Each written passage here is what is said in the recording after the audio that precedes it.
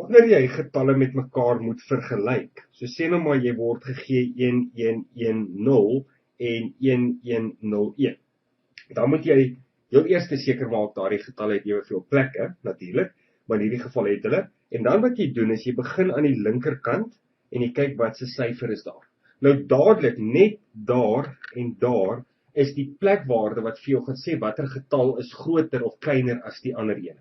Onthou dit, is baie belangrike beginsel, dat ons lees ons getalle van links af, maar ons plekwaardes werk van regs af. Soos ene, tiene, honderde, duisende, en so vul ons hulle op van regs af, hoe groter die getalle word. Maar die plekwaarde aan die linkerkant sê vir jou of die getal groot of kleiner is as enige ander getal. As dit soos in hierdie geval is, dat die syfer in die plekwaarde presies dieselfde is, dan kan jy die volgende plekwaarde na regs en die volgende plekwaarde na regs gaan vat, totdat jy iets skryf wat groter is as iets anders, en dan kan jy letterlik ophou. So as jy byvoorbeeld nou daar kom, by die 10e kolom, sal jy sien, daar's 'n 1 en daar's 'n 0. Ons hoef nie eers nou te gaan kyk na die syfers in die ene kolom nie. Ons weet dadelik, daardie syfer is groter as daardie ene.